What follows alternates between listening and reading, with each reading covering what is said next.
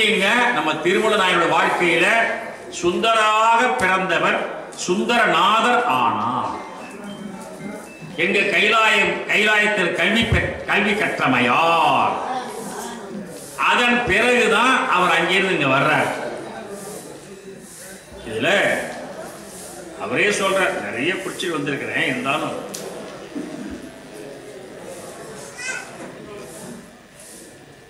இவர் பாடிய நூல் இங்க சாத்தனூர்ல தங்கிட்டு போய் திருவாவடுதுறையில படர் அரசின் கீழ் இருந்து, அது என்ன படர் அரசு, இன்னைக்கு திருவாவடுதுறை ராஜ்யத்துக்குள்ள அந்த மரம் இருக்கு, அரசு அரச மரம், மரத்திலேயே ராஜா அரச மரம்.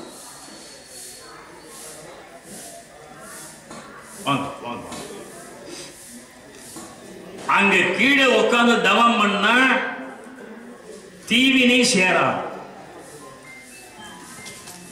தீய தேவதைகள் கிட்ட வர மாட்டாங்க.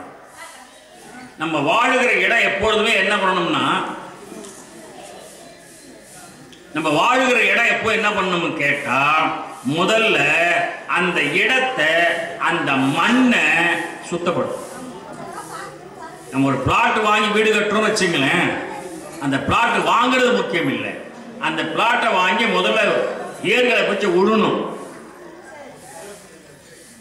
அதுக்கெல்லாம் இப்ப சான்ஸ் இல்லை, நம்ம பிளாட்டை போட்டு வித்துப்படுறான். நல்ல ஏரியாவா பார்த்து எனக்கு பிளாட் வாங்கினா நல்ல ஏரியில வாங்கிடலாம்.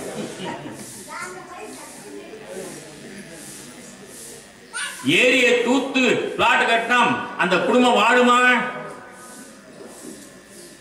ஏரி குடி தண்ணி இல்ல, முன்னோர்கள் உலக உபயோகத்தில் கட்டி வச்ச தண்ணி இல்லது. அந்த ஏரியை போய் யார் கேள்வி கேட்பாடு இல்லைன்னு சொல்லி ஏரியாவை ஆக்கி பிளாட்டை போட்டு வித்தா அது சீப்பா கிடைக்கும், நம்ம வாங்கி வீடு கட்டினா அது என்ன ஆகும்? அந்த வீடு ஜாக்கிரதை. பிளாட் வாங்கணும்னா முதல்ல அந்த பிளாட்டை ஏர்களை போட்டு விடணும். ஏர்களை போய் அந்த ஏருக்கு பேர் நல்லேருன்னு பேர். வீரர்கள் வில்லேர் உழவர்கள், விவசாயிகள் நல்லேர் உழவர்கள், புலவர்கள் சொல்லேர் உழவர்கள். 3 ஏர், 3 ஒழுங்கா இருந்தா நாடு நல்லா இருக்கும். வில்லேர் உழவர், நல்லேர் உழவர், சொல்லேர் உழவர். மறந்துட. அப்படி விடும் பொழுது இந்த பிளாட்ல மனை வாங்கணும்னு எங்கேயாவது ஒரு அடியில ஒரு சின்ன ஒரு எலும்பு துண்டு, ஒரு சாம்பல், ஒரு மண்டவோடு கிடைச்சா அப்படியே மூடிட்டு அந்த பிளாட்டை வித்துப்பிடுது. இல்ல விற்கலன்னா விவசாயம் பண்ணு, உழுது விவசாயம் பண்ணலாம். ஆனா வீடு கட்டக்கூடாது, கோயில் கட்டக்கூடாது. அடிவரை மண்ணு சரியா இருந்தா தான் அதுல குடியிருக்கிற நாம நிம்மதியா இருக்க முடியும். பல பேர் வீடு கட்டுற வரையில் நல்லா இருப்பாங்க, வீடு கட்டுற வரை படுத்துருவாங்க. ஏன் அந்த வீடு சரி வாங்க. ஆதலினால்தான் கிரகம், கிரகம் இல்லை, கிரகம் பிரவேசம், புதுமனை புகுவிழா என்று வச்சிருக்காங்க. அதே மாதிரி நம்ம வீட்டுல நல்ல செயல், நம்ம படிக்கிறீங்க, திருமுறை படிக்கிறீங்க, வேற ஏதாவது ஒரு காயத்ரி மந்திரம் ஓதுறீங்க, சிவ பூஜை பண்றீங்க, வேற ஏதாவது ஒரு விரதம் இருக்கிறீங்க, புண்ணியாவச்சனம் பண்றீங்க, அல்ல ஒரு தியானம் பண்றீங்கன்னா அங்க கட்டாயமா ஒரு குடத்துல தண்ணி இருக்கணும். அது நீங்க பூஜை பண்ற இடத்துல, அது அபிஷேகம் பண்றதுக்கு உள்ள தண்ணியை நான் சொல்லல, பக்கத்துல தண்ணீர் ஒரு குடத்துல இருக்கணும். ஏனென்றால் தண்ணீருக்கு அருகில் இருந்தால் துஷ்ட தேவதை வராதுன்னு அர்த்தம். என்ன பண்ணும் இல்ல குருகுரு போன இடைஞ்சல இது ஒரு டிப் தான்.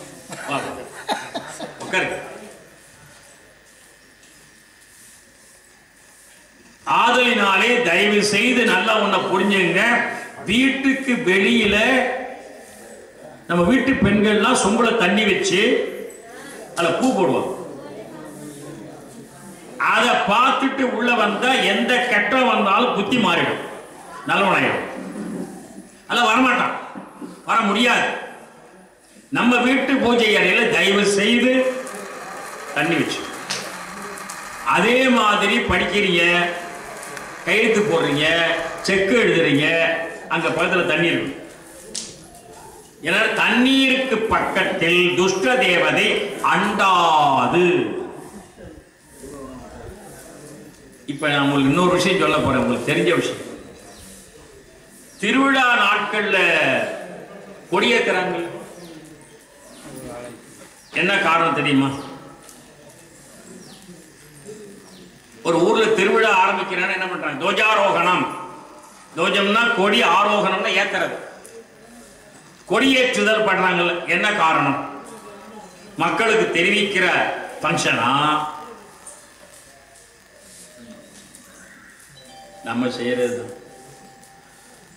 ஏன், எதுக்கு, என்ன?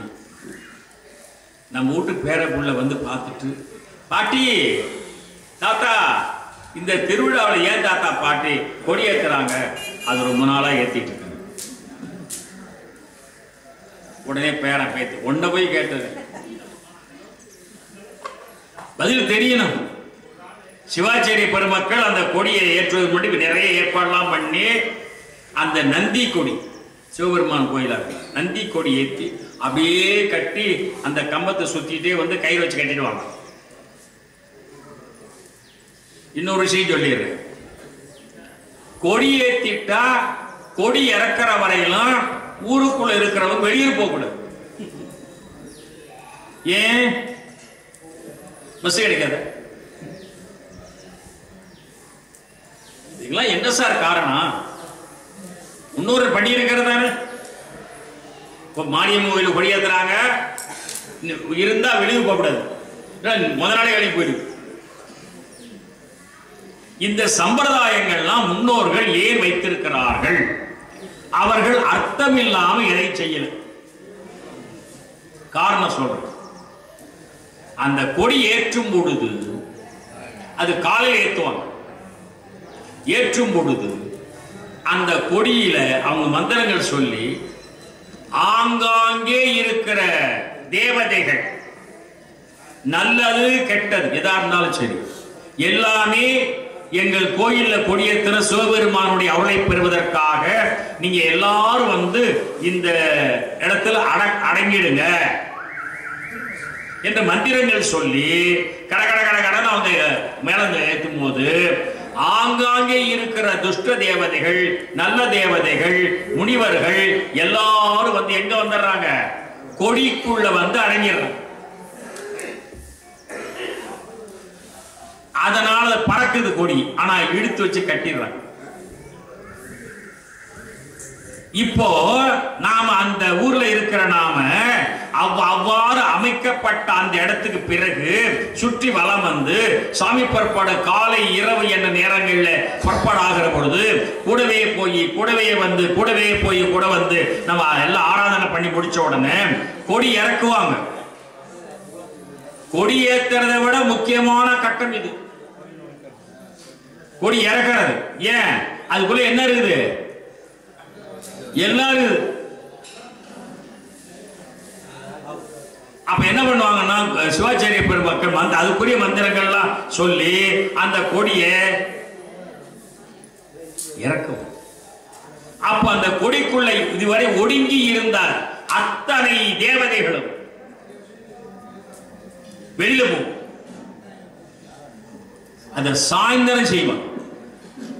அப்படி குறுக்கு நெடுக்க போனோம்னா, வெளியூருக்கு போனோம்னா, வந்தோம்னா ஆபத்து. அதான் என்ன பண்ணாங்க முன்னோர்கள், கொடியேற்றியாச்சுன்னா இறக்குறவை வெளியூர் போவாங்க. அது அந்த காலத்தில் மின் விளக்கெல்லாம் வேற இல்லை. இப்ப மாதிரி 6 வருஷம் இருட்டி போயிடும். இவ்வளவு யார் நன்மைக்காக செய்யப்பட்டிருக்கிறது? மக்கள் நன்மைக்கு. அதனாலதான் ஒவ்வொரு கோயிலுக்கு எது இருக்குது? குளம். ஏன்? தீர்த்தம் இருக்கணும். மூர்த்தி தலம் தீர்த்தம் முறையாய் தரிசித்தோர்க்கு ஒரு வார்த்தை சொல்ல சங்குரும் வாய்க்கும் பராபரமே. தாய்மனார் பாட்டு. மூர்த்தி சுவாமி, ஸ்தலம் புண்ணிய மண்ணு, தீர்த்தம் குளம், இந்த மூணு இருந்தாதான் சார் கோயில் நம்ம இந்து மதத்தில். அந்த வகையில நாம இதெல்லாம் மனசுல வச்சுங்க. அதனாலதான் என்னமோ தெரிஞ்சோ தெரியாமலோ இன்னைக்கு மரத்தங்க உட்காந்து பஞ்சாயத்து பண்றவன் ஒரு சொம்பு தண்ணி அவன் குடிக்க வச்சிருக்கானா முறையாவே வந்துச்சு. சொம்பு இருந்தாதான் பஞ்சாயத்தே நடக்கும். அந்த சொம்பு வச்சுக்கிட்டு தான் பஞ்சாயத்து பண்றான் அவன் தீர்ப்பு சொல்றானே. அப்ப இதுல என்ன தெரியுது? அந்த சொம்பு தண்ணியை வச்சுட்டா வேற துஷ்ட தேவதை வந்து இவனை ஆக்கிரமிச்சு தப்பா தீர்ப்பு சொல்ல முடியாம இவன் எவ்வளவு கெட்டவனா இருந்தாலும் அவன் வாயில் வர்ற வார்த்தையிலும் கெடுதல் வராத அளவுக்கு நல்ல தீர்ப்பு வரும்படியாக முன்னோர்கள் அமைத்திருக்கிறார்கள். இதுல இருந்து கோர்ட்ல ஜட்ஜ் பக்கத்துல எது இருக்கணும்? திருமணத்துக்கு சொந்தக்கால முகூர்த்தம் வச்சாங்கல்ல, ஆமா, அதை பத்தி கொஞ்சம் சொல்லுங்க. திருமணத்தை செய்து பார்த்தேன். அது மாதிரி ஒவ்வொன்றுக்கும் எந்த, அதாவது முன்னோர்கள் முட்டாள்கள் இல்லைங்க. அவங்களுக்கு பிஎஸ்சி எம்எஸ்சி எல்லாம் தெரியாது, பிகாம் எம்காம் தெரியாது, ஆனா உண்மை உலகம் தெரியும். இந்த மண்ணு இந்த விண்ணு வரையில அத்தனையும் அவங்க அத்துப்படி. நமக்கு எல்லாம் தெரிஞ்ச மாதிரி இருக்க ஒண்ணு தெரியாது. தெரிஞ்சுக்க நம்ம விருப்பம் இல்லை, அது ஒரு காரணம். அதனால அந்த வகையில நம்ம திருமந்திரம் என்ற இந்த நூல் இருக்கா சொல்ல வந்த படர் அரசின் கீழ் இருந்து எங்க திருவாவடுதுறையில் இங்க அவருடைய உடம்பு மரத்தில் வச்சுட்டு இவர் போய் பசுமாடு கொண்டு ஊர்ல விட்டு வந்து பார்த்தா உடம்ப காணும். அப்பதான் சுவாமி நினைச்சார் திருமூலர், அது சுந்தரநாதர். அதுவரை அவர் பேர் திருமூலர் இல்ல, மூலன் உடம்புல பூந்து வந்தார் பாருங்க, மூலன் மூலர் ஆனார். அதான் விஷயம் திருமூலர். அது இரண்டு வரலாறு பல முறை சொல்லியிருப்பார். அதன் பிறகு பக்கத்தில் திருவாவடுதுறை, திருவாவடுதுறையில் அப்ப ஆதீனம் இல்லை. திருமூல நாயனார் அவதாரம் சென்னிய நூற்றாண்டு திருஞான சம்பந்தரே பிறக்கல, திருநாவுக்கரசு சுவாமியிலே பிறக்கல. ஆதீனங்கள்லாம் 12, 13 தோன்றியது திருஞான தருமபுரம் திருவாவடுதுறையில். அதனால 16ஆம் நூற்றாண்டு. அதனால இவர் போய் அந்த கோயில், ஆனா சிவன் கோயில் இருந்தது, அங்க அரச மரத்தின் கீழ் உட்கார்ந்து இவர் தவம் பண்ணார். அரச மரத்து கீழே ஏன் உட்கார்ந்தார்னா அந்த மரத்துல பறவைகள் சத்தம் வராது. அந்த காலத்தில் நாம தவம் பண்ற இடத்துல வேறு சத்தம் வரக்கூடாது. இந்த ஒலி அலைகள் பரவும் பொழுது இடையில வேறு அலை வரக்கூடாது. நீங்க வீட்டை பூஜை பண்ணுகிற பொழுது எல்லாத்தையும் எடுத்து வச்சுங்க, குறுக்கு குறுக்கு ஏச்சு ஒண்ணு கேட்காது. திருச்சிற்றம்பலம் நமச்சிவாய வாழ்க நாதன் தாழ்வாழ்க ஆரம்பிச்சு என்ன சிவபுராணத்தை உங்க காதுல வேற வார்த்தை வந்து விடக்கூடாது. நீங்களும் வேற வார்த்தை பேசக்கூடாது. இல்லன்னா குளிக்க போய் சேத்த பூசண தான் பூஜை பண்ணி பிரயோஜனம் இல்லை.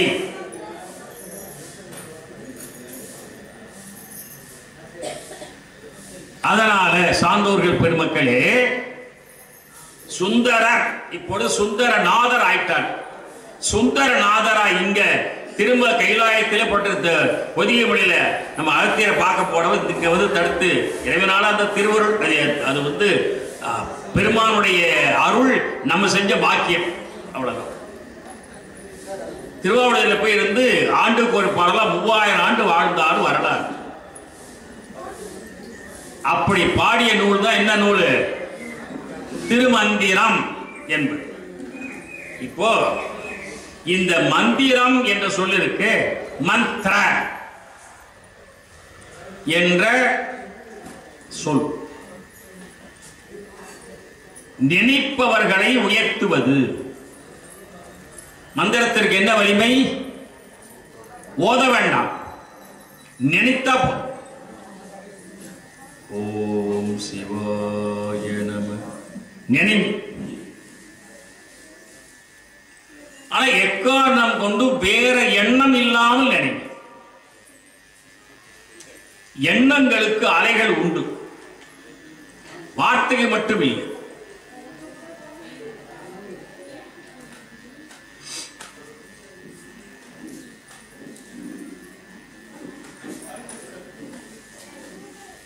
நம்முடைய வழிபாட்டிற்குரிய கண்ணன் சுவாமிகள் எழுந்தருளுகிறார்கள். அவர்கள் திருவடிகளை அடியேன் பணிவன்போடு வணங்கி போற்றுகிறேன்.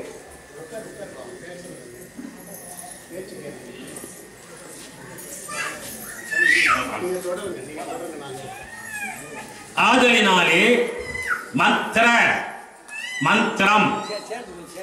இப்போ நான் உங்களை ஒன்று கேட்கிறேன், நம்ம எழுதுறது பேசுறதெல்லாம் மந்திரமான இல்லை.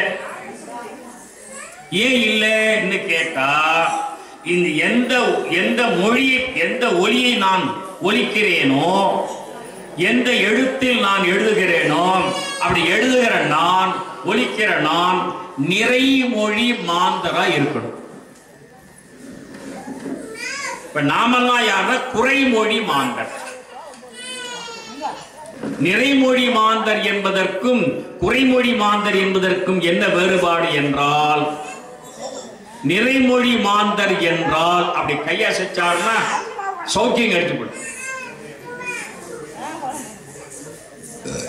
அவர் சொன்னார்னா ஒரு வார்த்தை ஒலிச்சாதான் பலிக்கும். கவியழகர் அருமையான உரை எழுதினார் திருக்குறள். நிறைமொழியாவது அருளி கூறினும் வெகுண்டு கூறினும் அவ்வ பயன்களை பயந்தே விடும் மொழி என்று எழுதினார். அந்த வகையில வந்த மந்திரம் தான் திருமந்திரம். இந்த திருமந்திரம் ஆகமத்தின் சாரம், சிவாகமங்களின் சாரம். நம்முடைய திருமந்திரத்தில் வேத சிறப்புன்னு ஒரு தலைப்பு இருக்கு, ஆகம சிறப்புன்னு ஒரு தலைப்பு. நம்முடைய குருநாதர் திருமூலர் சீலாங்க வேதத்தை செப்ப வந்தேனே என்று பாடுகிறார். ஆகம சிறப்பு என்ற தலைப்பிலே சிந்தை செய்து ஆகமம் செப்பலுற்றேனே என்று பாடுகிறார். இந்த 2 வரிதான் திருமந்திரத்தில் இருக்கிற அற்புதமான தொடர். வேதத்தை நான் மொழிய வந்தேன் என்றும் ஆகம சிறப்பினை நான் சொல்ல வந்தேன் என்றும் அவரே சொல்றார். இவரால் எப்படி சொல்ல முடியுமோ? இவர் படிச்ச பள்ளியோட எங்க இருக்குது? கைலாய். இவர் வாத்தியார் யாரு? நந்தியம்பெருமான். நந்தியம்பெருமான் யார்கிட்ட பாடம் கேட்டார்? சிவபெருமான் கிட்ட. அப்ப இவருடைய சிலபஸ் என்ன இருந்திருக்கும்? வேதாகமம். அல்ல, இவர் சொல்றதுதான் சரியான வார்த்தை. சீலாங்க வேதத்தை செப்ப வந்தேனே என்றும்